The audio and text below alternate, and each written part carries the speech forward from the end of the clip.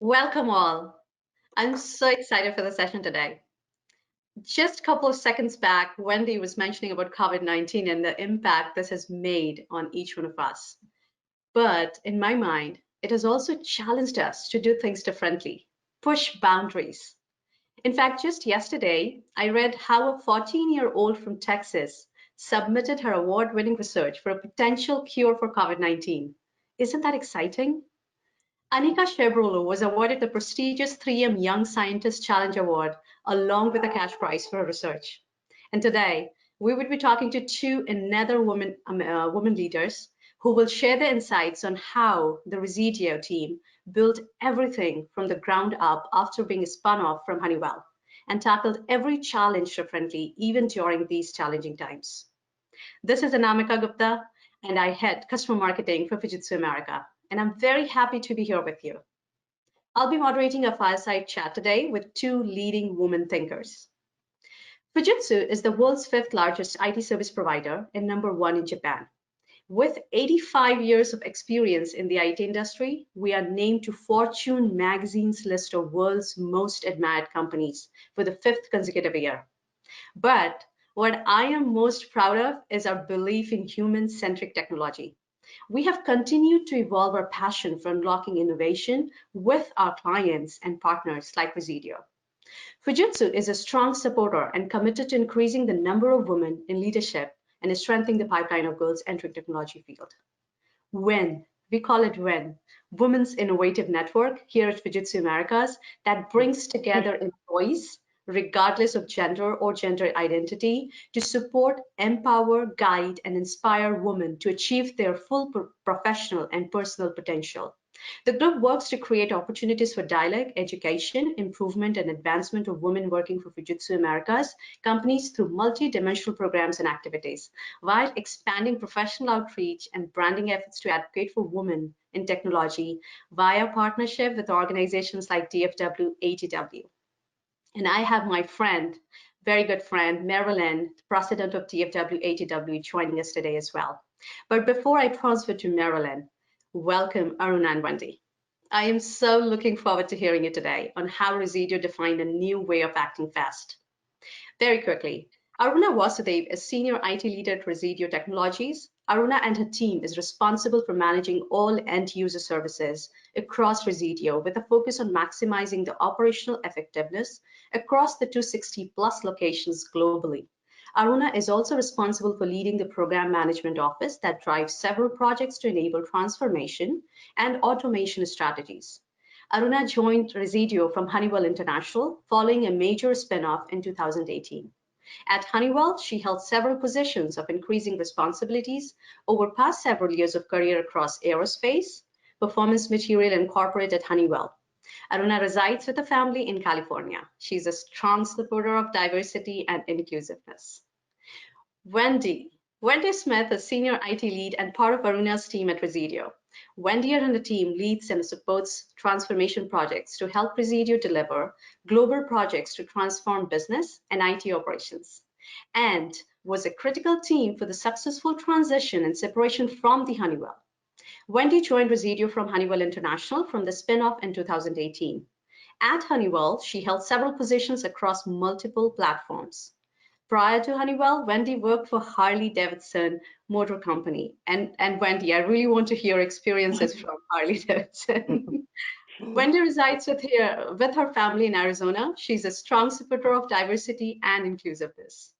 So with that, let me transfer over to Marilyn for 2 minutes of welcoming and also talking about DFW ATW and a partnership.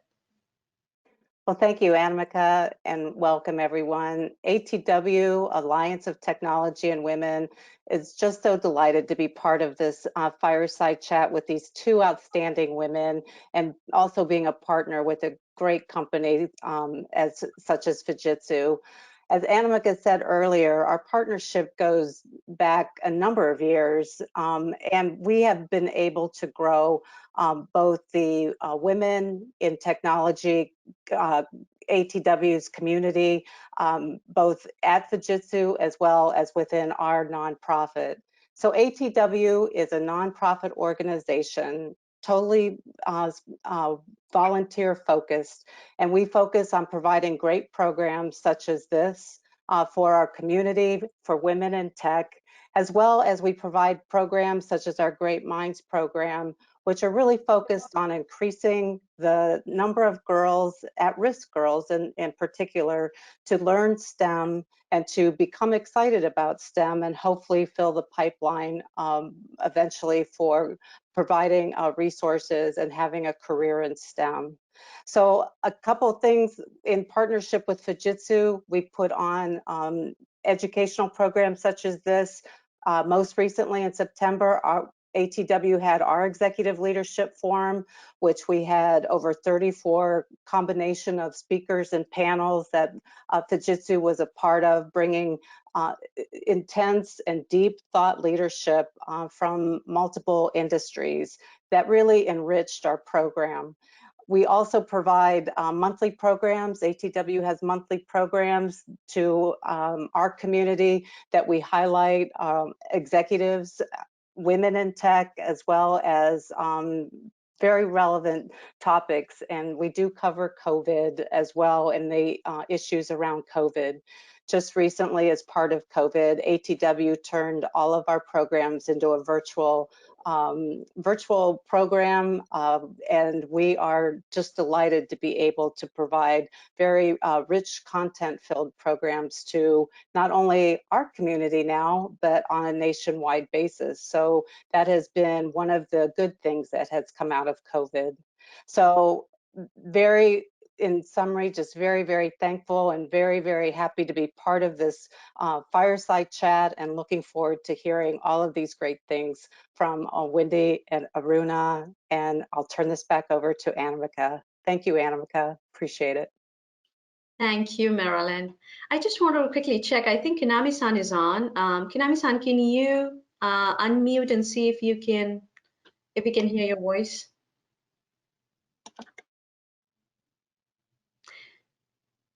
So Kinami-san is Fujitsu America CEO, and Aruna and Wendy, he definitely wanted to be on today, just some issues with the link. He's unable to either unmute and also put his camera on. So anyways, apologies. Okay, so I just a couple of things before we get into the actual fireside chat. I want to make sure the session is interactive. So audiences, please make sure that you're posting your questions and comments in the chat window.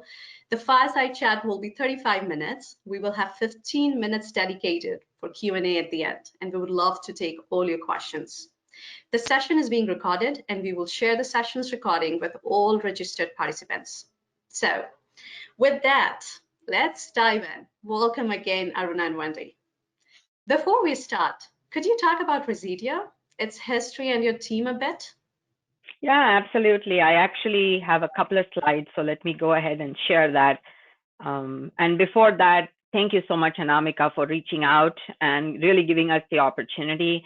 And also, Marilyn, what a wonderful organization, and we are so happy to be part of it and have the opportunity to talk today with you. Can you confirm you can actually see my slides? Yes. Okay, great. Okay, so let me introduce Resideo to you. So we are a global company. We have about 13,000 employees, and we operate in over 30 countries. So obviously a huge presence. And as you can see, we have 150 million households that use our products. So we have two major business divisions. So the first one is our product and solutions division. This division is primarily focused on really making your home comfortable with the technologies that we provide. So whether it is air quality or security systems or energy networks or even water, we really provide products across all these four spectrums, right? And of course, the most iconic brand that everybody is going to be familiar with is that Honeywell thermostats. Everyone has been seeing that in their homes for decades. So that is one of our biggest divisions. Now, the second division that we have is the ADI distribution business. Now, this business is a wholesale business. They operate with over 200 stores across the globe. They have almost 300,000 products. And they primarily cater to licensed contractors. So it is a wholesale business. So it's not like they deal with, day-to-day users, but they work with an extensive network of licensed contractors. It's an excellent business that keeps growing every day. And it's an extremely profitable business as well. So in a nutshell, at the end of the day, these are really the two primary parts of Resideo. As far as my team is concerned, as Anamika mentioned, I do drive end user services for Resideo. I would say that my team is what we call an horizontal layer. We do everything that supports all of Resideo, whether it is managing, end user devices, whether it is managing things at our sites, running programs, running the strategic programs for Resideo, running governance and compliance, as well as looking at the financial portfolio for Resideo IT. I pretty much manage all of that, and it's really been a wonderful journey since we kind of spun off and started this back in October.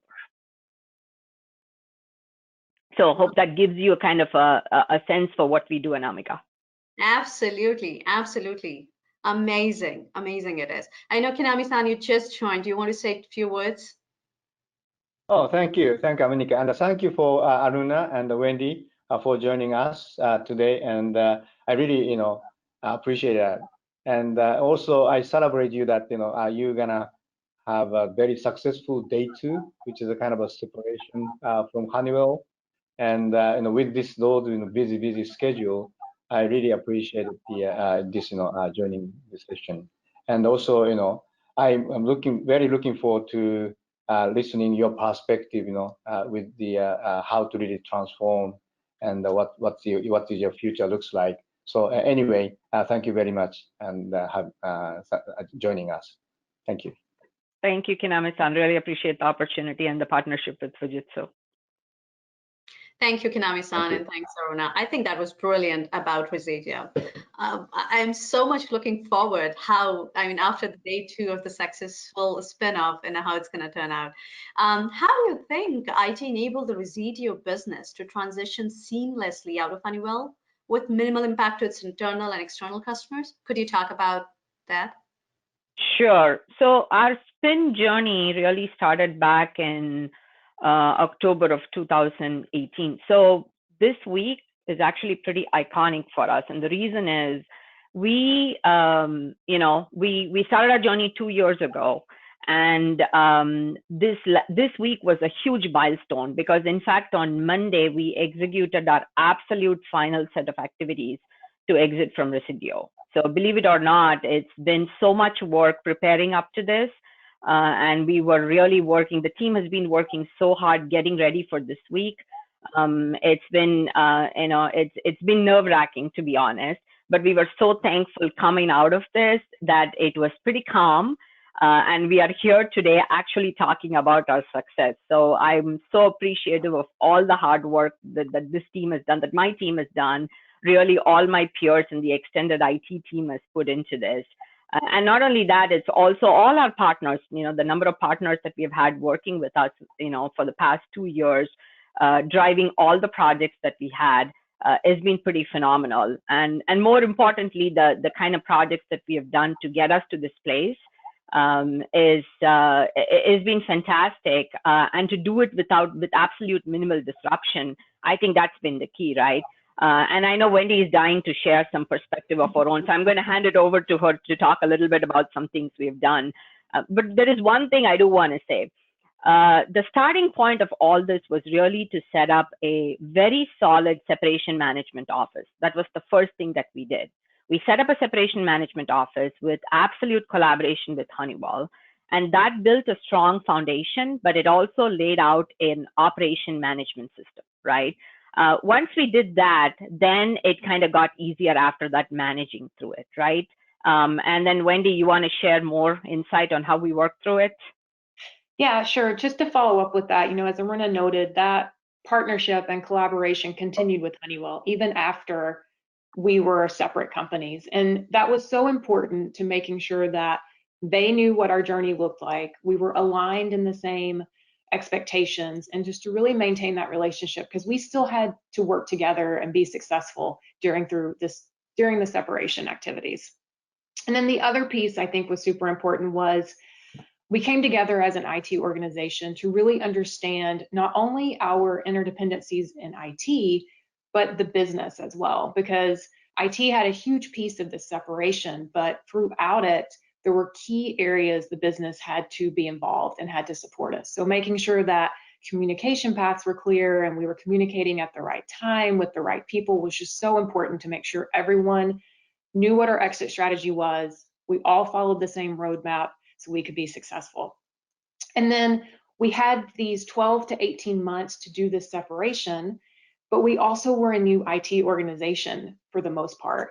And we didn't want to lose an opportunity to really think outside the box and create a world-class IT org from the ground up and bring different innovations, because we didn't have to do things the same way anymore. So in the middle of exiting and separating, we didn't want to lose that opportunity. So adding that into the mix was also super important. Interesting, interesting. So should we be celebrating here? Yay. Yes. It has been a celebration. I mean, we actually started the system related activities midnight on Sunday.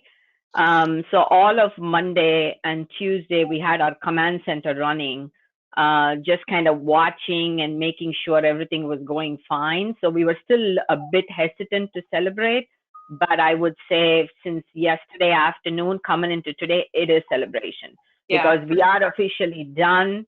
Everything is over. There has been no disruption. So it is truly celebration at this point. Wow, wow. And getting you to speak on just today, right after everything is happening right there, like, literally Sunday midnight, Monday and Tuesday. Amazing, amazing. Yeah, the timing couldn't be any better, for sure. Yeah, it's a nice way to celebrate.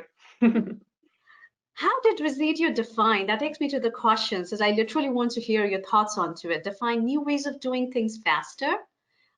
In fact, changing the mindset, adapting to do things differently.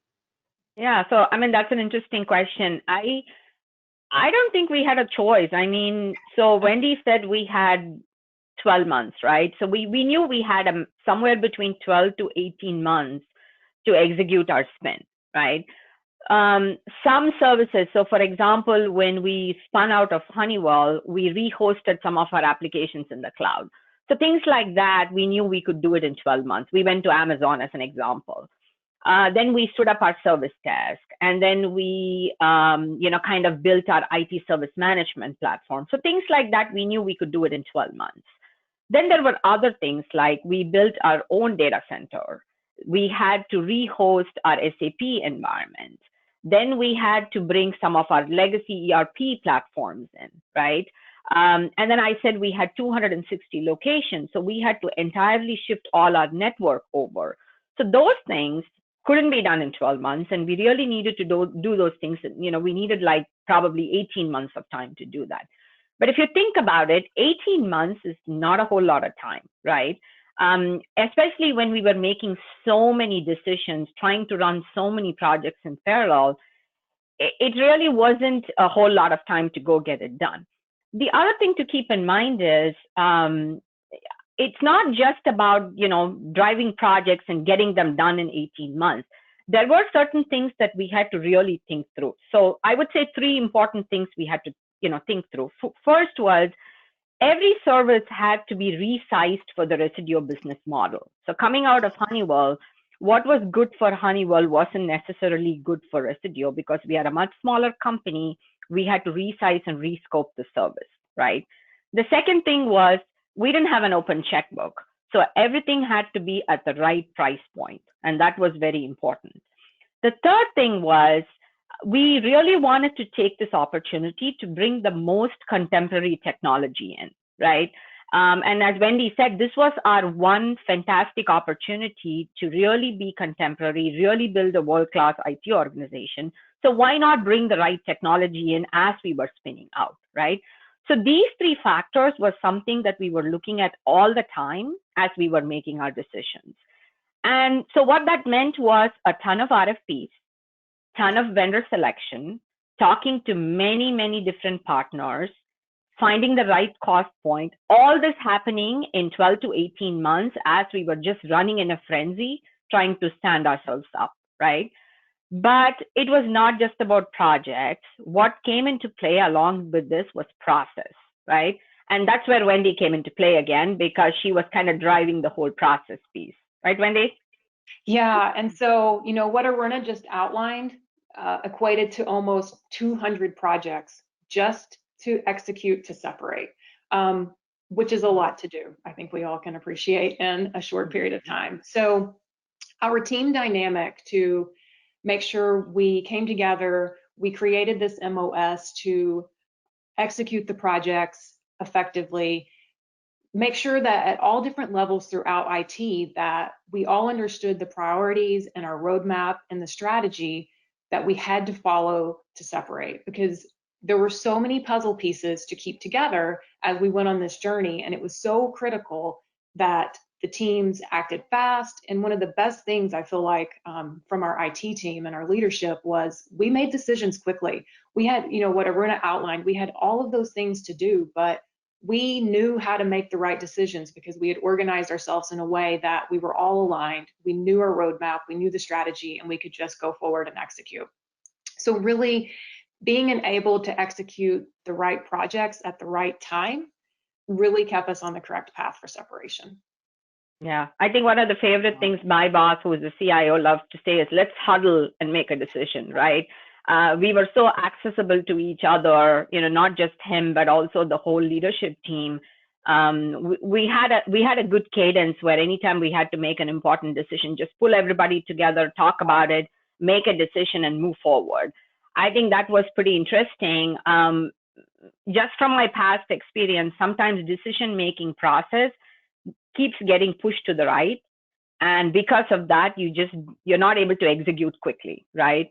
I think what we really were able to do very well in Resideo was make that quick decision.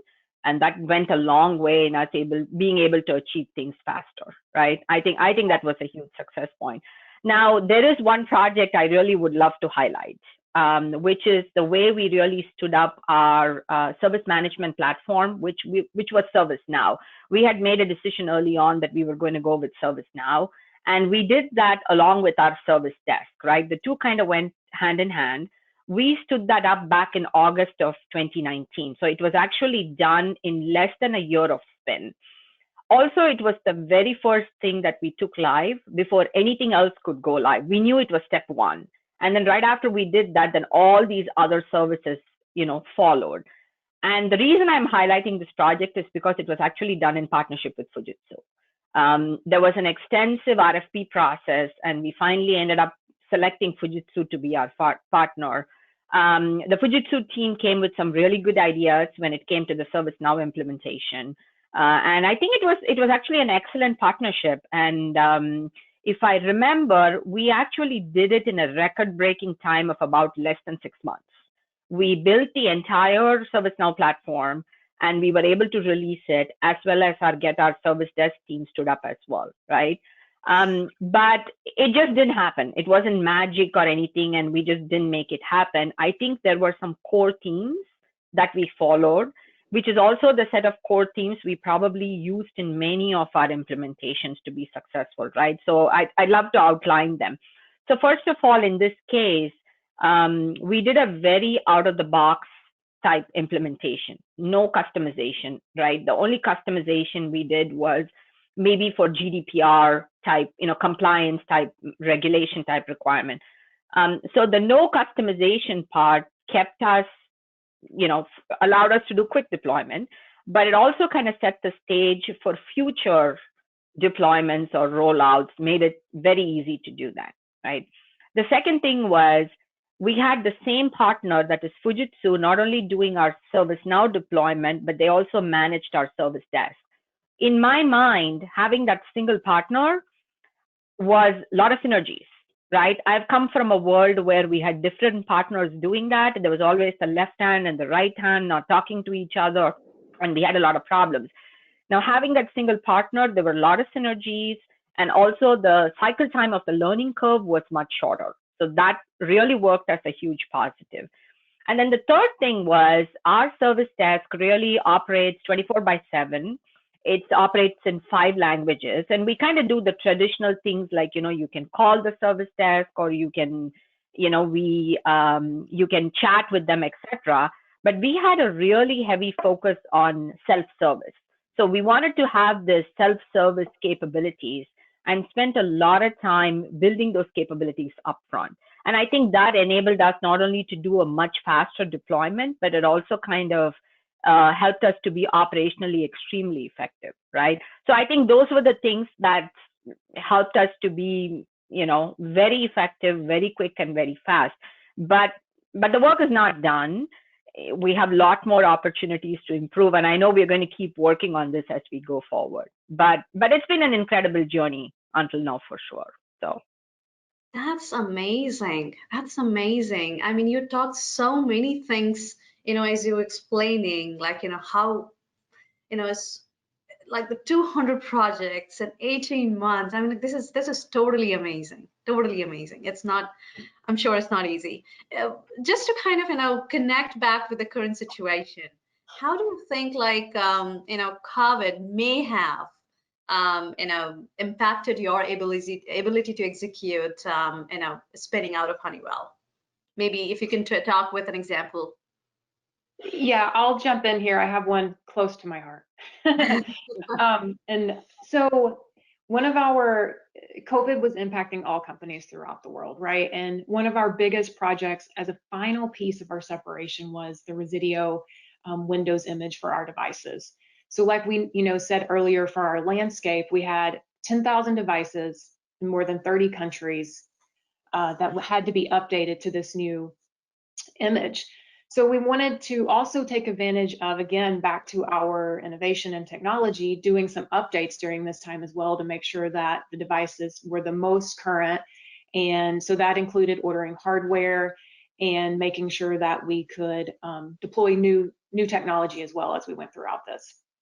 So as a normal project plan, we spent weeks, developing this rollout strategy because we knew our landscape were customer-facing ADI stores. We have manufacturing plants, we have traditional offices, and then we have this remote user base that we had to touch during this. So we set up hubs throughout major countries throughout the world in the US and the UK, Mexico, Czech Republic, India, and created this strategy to really have a strong deployment methodology to make this so seamless for our users, right? Because business had to continue. We couldn't have downtime. We had to make sure this was very perfect as best we could. So in early February, we start this process with one of our biggest sites in the US in Minnesota. And I think we all know what happened by the end of February. COVID came into the picture, and our perfect plans of having technicians seamlessly guide users over to the new devices just didn't fit our model anymore. So the teams came together and really had to rethink, because even though this pandemic was impacting so many people, our timeline didn't change. We still had a separation date that we had to hit. So we partnered with our health and safety teams and our HR teams and created plans to be able to be more flexible and really think through how are we going to reach these people and get the devices moved over. So we did things like we set up these call centers where for remote users, which suddenly we had so many more remote users because we know traditional office workers were now in their homes, where we had calls for pre and post deployments, and we would be able to use the cloud to move data to new devices and put it back on old devices, and really use that technology that we had to think outside the box. And then we would ship a user a device, and they would log in and go right to work, which was our goal all along. From a manufacturing site perspective, there's all these safety protocols now getting into sites. And as we all know, each country has their own regulations. And in many instances, cities and states have different regulations. So this deployment methodology really had to be agile and flexible. So as we went into different areas, we could pivot and handle these safety concerns, but also get the job done. So we did things, for example, in Bangalore, where some of our largest population is in India.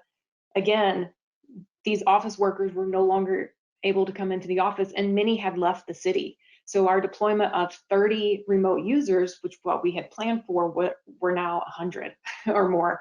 And we had to, create the hubs and ship PCs or devices across India, to make sure that users could continue to work. Our manufacturing plants, we did things like hot swaps because we knew they had to keep working. And it was so critical, even more during the pandemic, to keep business going. And we would set up devices in parallel to what was running the production floor so we could do swap outs and minimize downtime. So I think overall, we worked through this plan, so many unknowns. We kept changing and pivoting to just make sure we were successful, and really having a strong team and strong partners to help us make the right decisions, create the right technology. In some instances, we had these remote users that were in Latin America, for example, where we could not get to them. So we had to rethink how we were actually deploying and create this off-network deployment methodology, which was never in our scope. So we had to do that quickly to be able to enable a user to be imaged over the VPN, for example, outside of a Resideo office. So just quickly being able to pull the right teams together, to think outside the box, look at all the options.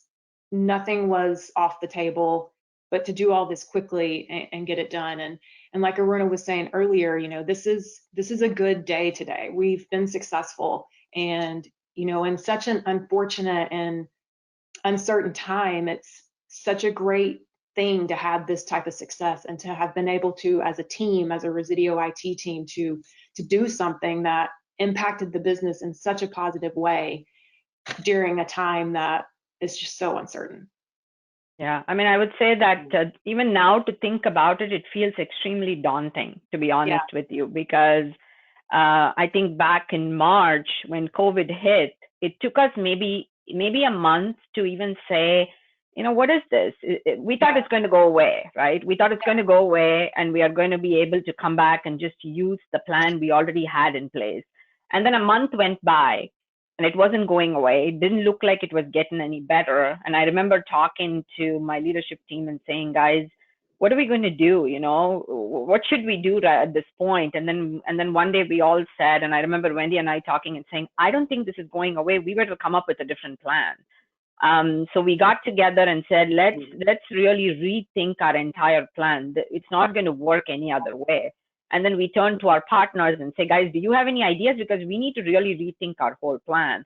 And that's when we pulled in our HR team, our HSNE team, and we said, let's really start whiteboard our new plan, because that's the only way we're going to go get this done, right? And there was no point in really continuing to extend and get more extensions as far as, the separation. It made sense to kind of work through it and, get done what we needed to do. But we were really happy that it all came together. But again, as I said, it felt daunting. Even just thinking about all the pieces we had to move feels pretty daunting, Yeah. And things like in India, they had this whole quarantine. If someone had to go move from state to state, they had to quarantine themselves for 14 days. Every country had something unique we had to deal with, and we were dealing with 30 plus countries, and their unique regulations about getting people to the site, and HSNE regulations, and it was just, I don't think we will ever have another project or an experience like this ever again. Not that we want to, but I don't think I don't think we'll ever have another one. But we also learned a lot. It was an absolutely amazing learning experience, right?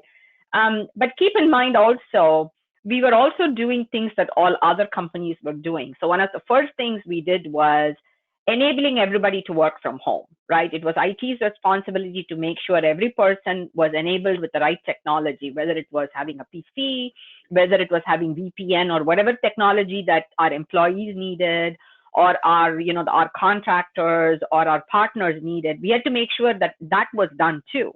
So we were working on that, but at the same time, we had this extra job of making sure we were flipping everybody over so that we could separate ourselves as well. So we had like two things that we needed to work on.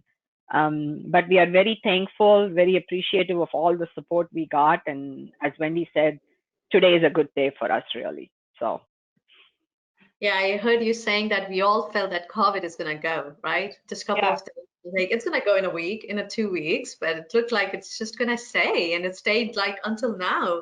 I mean, we all were thinking that, let's just plan for 15 days, next 20 days, next 30 days. I think this is how we kind of kept going. I mean, I just heard you saying that you waited. How long did you wait? It was like, okay, now we need to move. We need to think about plan B or plan C. Maybe 3 weeks, maybe at the Not most.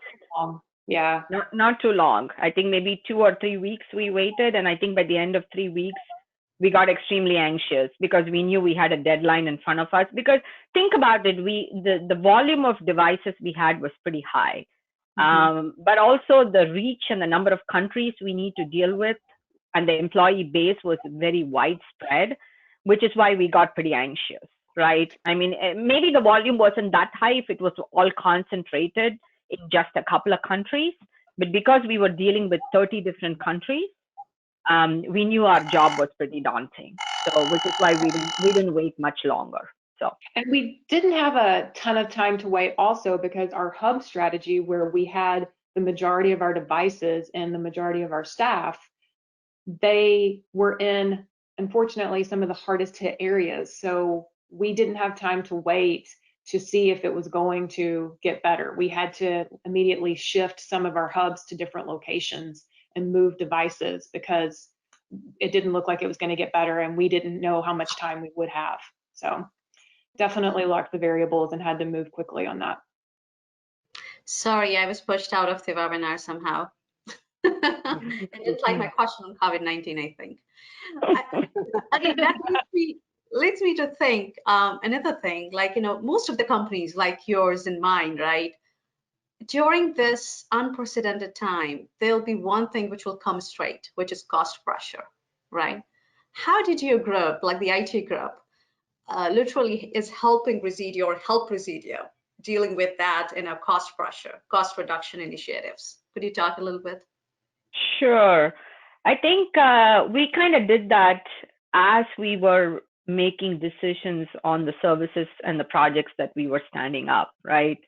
As I said, we didn't have an open checkbook, but we also wanted to make sure we bought the right contemporary solutions in. So without going into, very specific examples, I think as we were selecting, for example,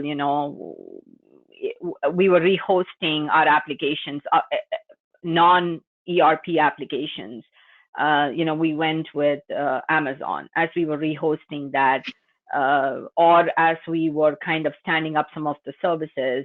We made choices, and there were cost decisions that were involved in that. We did a lot of negotiations. Many of our vendor partners worked extremely closely with us. And there were, obviously cost implications as we were making those decisions. I think one of the big things that worked well for us was our partnership with our strategic sourcing team. They played a key role as we were, making these choices and these selections. They were involved with us as we were, going out there, finding the right kind of technology, making the selections. So I think that partnership significantly helped us. And that helped us deal with some of the cost pressures as well that we had within the organization. But I mean, it's a tough thing. I think the cost is something that we continue to deal with as we go along. Especially with COVID, I think all companies, saw the impact. And it's something that we need to continuously work on. But I think we did a pretty good job, and the most of what we dealt with there was really as we were making the selection of the software. That's how we dealt with that. I know I have another 4 minutes here before we actually get to the real question answer from our audiences, which is like filling up my phone here with the questions. I cannot end this fireside chat without asking, what are your future projects? After like as part of like further transforming Resideo post a spin. Sure. So that's a good one. So we up until now, I think our focus has been a lot on the spin and working on spin related projects. But I think we are super excited for what lays ahead of us. there are definitely things that we are looking forward to working on. So I think some examples I can give you. I talked about, our focus on self-service, right? One of the things we are looking at is predictive intelligence. So there's actually going to be some things we will be releasing on our service desk side with predictive intelligence coming shortly here next month. And then we are also looking at doing a lot of bot related work as we go into next year. So our big focus there, and actually in partnership with Fujitsu, is reducing our ticket counts and introducing a lot of predictive intelligence there. So that's going to come in. And then I know Wendy is kind of looking at some collaboration. We have some a different cloud platforms for our collaboration work, and she's kind of looking to synergize those platforms. So that's something that's exciting that's coming up. And then last year, one of the cost cutting projects we actually did last year was looking at BYOD, bring your own devices, as far as cell phones were concerned.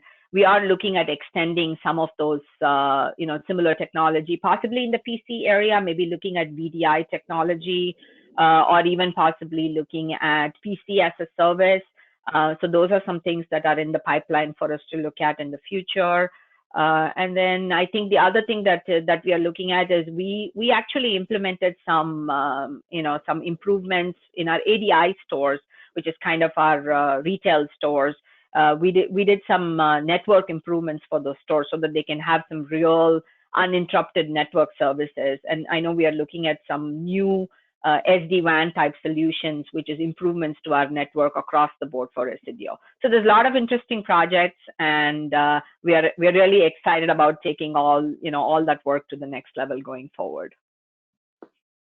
That's interesting. That's really interesting. Before I get to the questions from the audience, not to put you on the spot, Marilyn, do you have any questions for Aruna?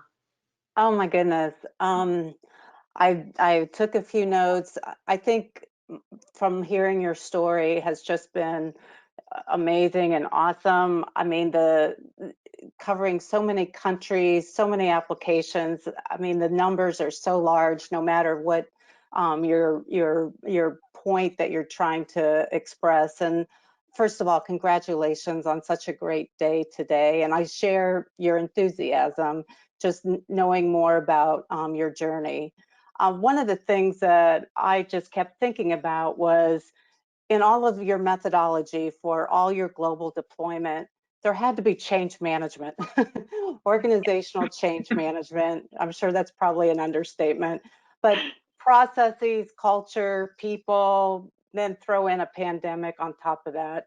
Can you talk a little bit, just share a little bit of your thoughts around how that whole piece went, and how did you implement, just when you came across some of the change as part of change management, how you, especially on a global basis, how did all that go for you and for your team? I can only imagine.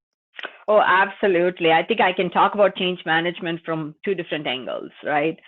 From a process standpoint, I actually own change management for Resideo.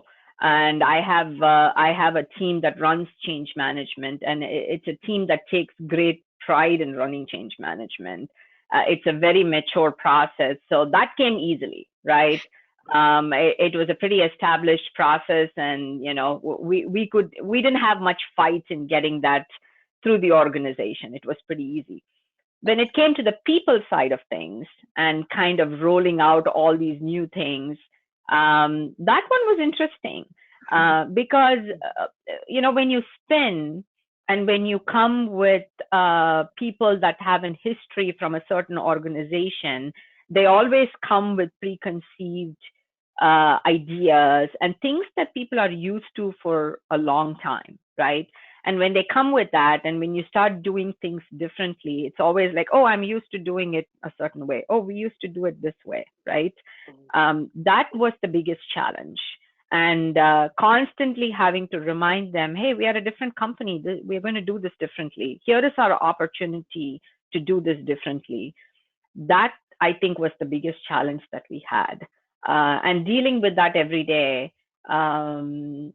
was tough, but I think it also ended up well. Really, the way I think we took it was we presented the positive side of things to say, here is our opportunity to really do this differently.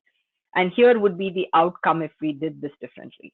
Constantly presenting that story, constantly presenting that positive story, I think went a long way, right? I think we still do it to some extent, but I think that's how we kind of manage change management when it came to processes, when it came to, every day of how we do things differently. That's kind of how our story went. But it was not easy. It was not easy. Now, it's been 2 years now, so we've come a long way, but I think early on, it definitely was a bit of a struggle. It was a culture change for the entire organization, especially for IT. But I think we have come a long way now. And culture change is never easy. It's never easy. It's never No, easy. It's never easy. Thank you for that. I have a question. I have like, I don't know if you can answer all the questions. Okay, I'll try to pick ones which we can handle in here in 15 minutes. And I promise to the audience that we can send these questions to you, Aruna and Wendy. Maybe we can take those questions over the email and send it to the audience if I have the email IDs. So we'll do that. But I think there's one question from Sonali Cole.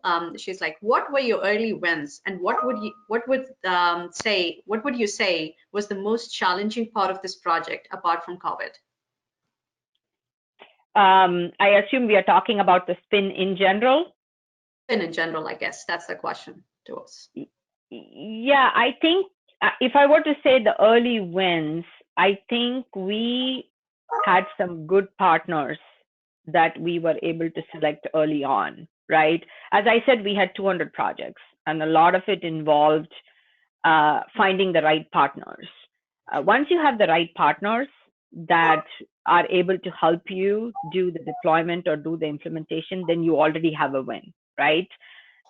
Because when you don't have the right partner, and that's when you start failing, because you are not getting things done on time, and then things start going down the wrong path. But we were really lucky that in some cases we really had the right partners. Like as I said, in the case of our service desk and our ITSM platform, where we worked with Fujitsu, there were many such projects where we had the right kind of partners that worked well with us.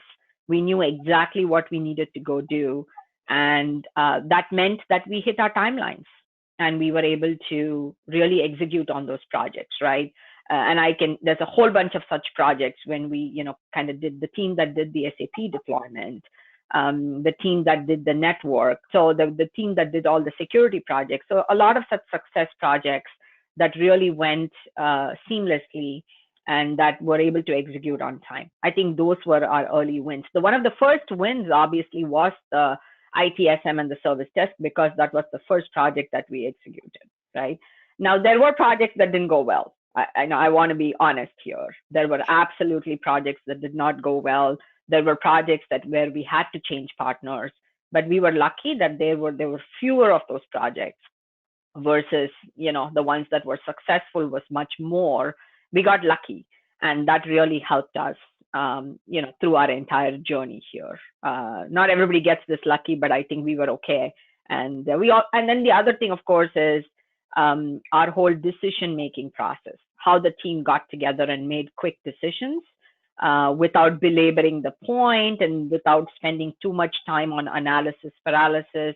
I think those two things in combination really allowed us to be successful. So I don't know if I'm entirely answering the question, but I think that really was the key to our success. No, I think you said, I would say having a good team, having a good partner is always part of the good luck. So yes, I totally agree with that. And I think you had both. What is essential for our shared ecosystem of clients and partners listening in on this call? What was critical in your success? As far as the partners, what's critical for them? Yes, partner and maybe the ecosystem around you, your clients, your partners, alliances. Okay. I think it's important for the partners to fully understand what our requirements are. I think that's what is important. Listen and understand what the needs of the customers are. I think that was very important. Again, as I said, most of our partners, I think, when they came in and when they fully understood what we wanted, and they were willing and flexible to work with us, that was a successful partnership, right? And the flexibility went both ways. I think that always ended up in a very successful partnership. So, and as I said, I've kind of been working with many different partners for over 18 years now. And anytime we had flexibility on both sides in the ecosystem as a whole, that always went in a long way. And I'm a firm believer of relationships, and that again goes in a long way in being successful in whatever we do. So I think that is really what is important at the end of the day. Isn't that true for every relationship in our life? Like, absolutely. I think so. I absolutely think so. I think you can get, I personally think you can get anything done with relationships. That is absolutely true. Absolutely. And you can build a solid relationship, a trusted relationship when you're listening and when you're literally kind of, being agile into how you respond after listening to that conversation, right? Absolutely. So, totally agree with that. I have a question here from Vinay. Hi, Aruna and Wendy. This is Vinay from Fujitsu. First of all, congratulations on achieving the major milestone of successfully separating as an independent organization. Woohoo!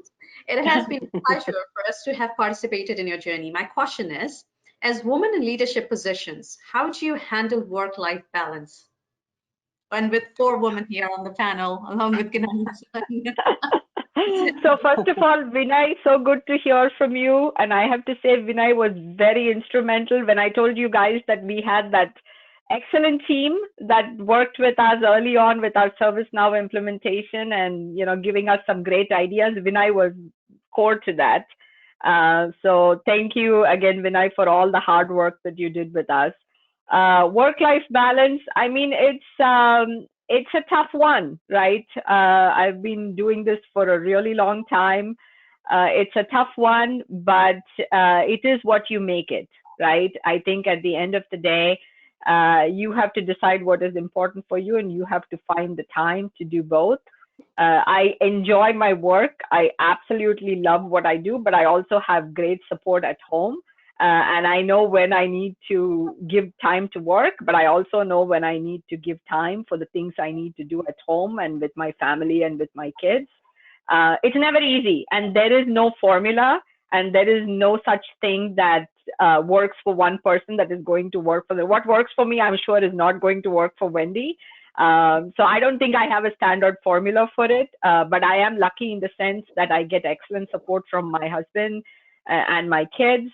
I'm lucky. I also get the equal support from my workplace, which has been extremely flexible.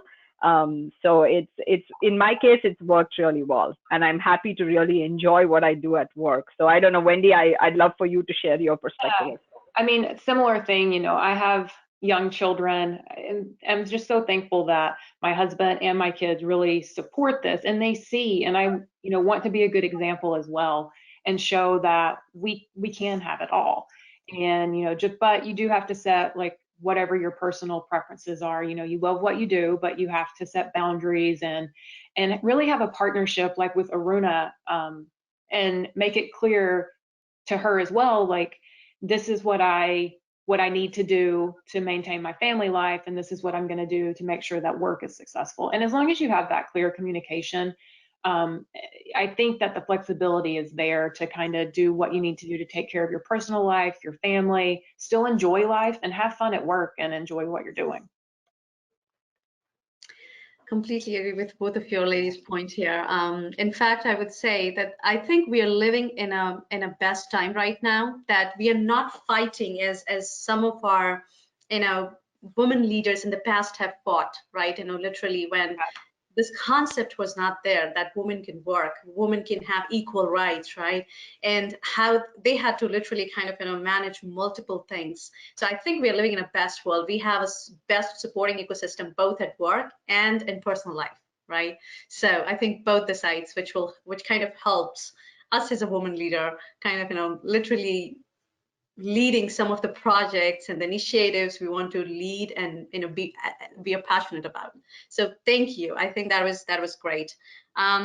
The next question, and I know I have 4 minutes here. How prepared are you for the next M&A activity?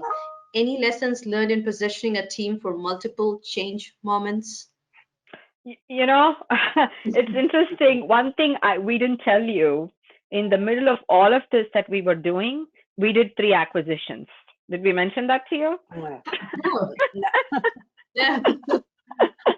So we did 3 small acquisitions in Resideo, and we actually, Wendy and I, also worked the 3 acquisitions. They were tiny acquisitions; they were not anything big, but we had to make sure that we enabled those teams, kind of onboard them so that they had everything they needed as they were kind of onboarding onto Resideo. We needed to make sure those employees were part of Resideo and get them all enabled. So we kind of put together some M&A framework and kind of got them all settled. So I can say, yep, we're pretty ready for M&A. We're ready. So we've done a separation, we have done acquisitions, and I've actually done acquisitions in my prior life as well. So I would say we are pretty ready. We are ready as we can be, right? So if we've done projects in COVID, I think we can do them in any situation at this point. And I'm really looking forward for that news for Resideo anytime sooner. How important was technology in your success? And I cannot end this conversation without that question, right? Somebody asked that question. I'm sorry, how important was what? Was technology in your success? Oh, how important was technology in our success? I mean, very important, I guess.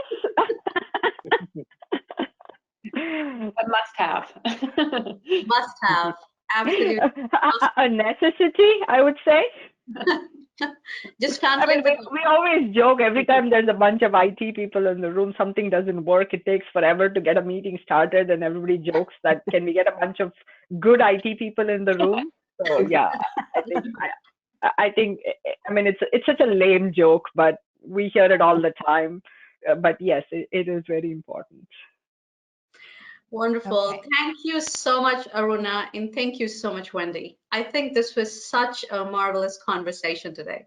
I so much enjoyed listening to, defining a new way of acting fast. And I'm going to take the best practices from today and, I'm going to put this into use for the things which I am doing. And one of the things, just talked about, Aruna, is relationship, how important relationship is, literally. I think we need to build a very trusted partnership and relationship to succeed. So thank you so much for all your insights. Any final words, Aruna and Wendy? Oh, absolutely. Thanks, Anamika, for reaching out. I know Ellie couldn't come on the phone, but she has been a partner for a long time. So thanks to her as well for providing us this opportunity. Thank you, Kiname-san. Really appreciate the opportunity through Fujitsu to do this. And Marilyn, wonderful meeting you. What a fantastic organization that you run. I'm really honored that I had the opportunity to meet you and to represent this organization. And again, very much enjoyed the conversation today. Yeah, I would echo Aruna's sentiments, and thank you so much for including me and giving us this opportunity. And I agree, what a great day today. So thank you. Woohoo for your success. Thank you. Thank you, everybody. Bye-bye. Bye now. Thank you very much.